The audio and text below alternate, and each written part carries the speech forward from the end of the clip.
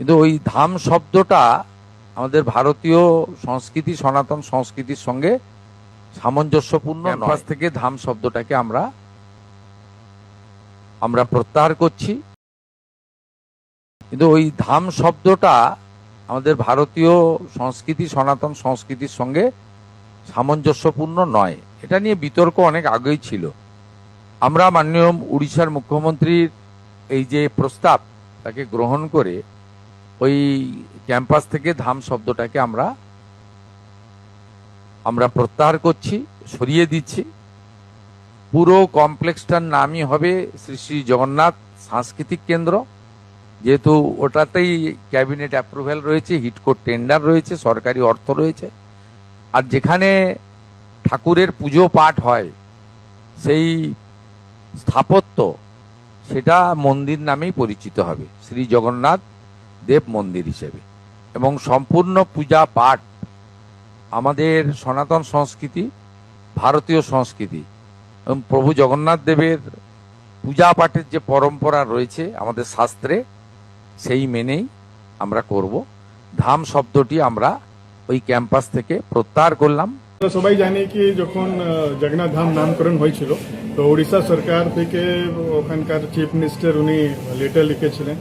আর পুরীর থেকে অনেক পান্ডারা অবজেকশন করেছিল, উড়িষ্যার মানুষ অবজেকশন করেছিল যে ধাম ইউজ করা যাবে না, কেন কি 4টে ধাম হয়।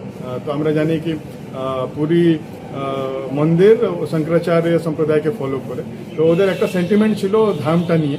মাননীয় মুখ্যমন্ত্রী ওটা অ্যাপ্রুভ করেছেন, নামটা চেঞ্জ হচ্ছে, ধাম শব্দটা উঠে যাবে, এখন থাকবে শ্রী শ্রী জগন্নাথ মন্দির। আমরা জানি কি ডকুমেন্টে সেই জগন্নাথ ধাম কালচারাল সেন্টার ছিল, ওখানেও ওটা চেঞ্জ হয়ে শ্রী শ্রী জগন্নাথ মন্দির কালচারাল সেন্টার থাকবে। আর কেন কি মন্দির তো আমরা যেখানে জগন্নাথ ধাম লেখা আছে ওর জায়গায় হয়ে যাবে জগন্নাথ মন্দির। যেরকম চলছিল ওইরকম চলবে।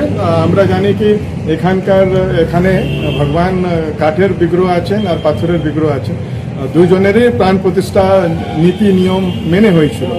তো যে কাঠের যে বিগ্রহ আছেন ওদের জন্য আমরা কাঠের চুল্লোতে রান্না করে যেরকম পুরীতে হয় ওরকম ভোগ দেওয়া হয়।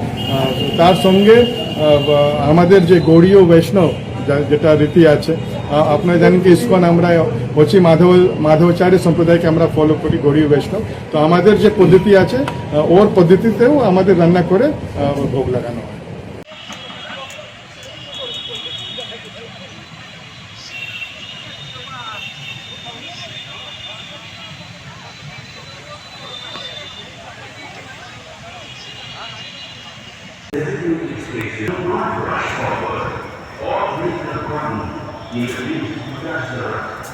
And that much I think you're going to and also goes a risk of injury to others.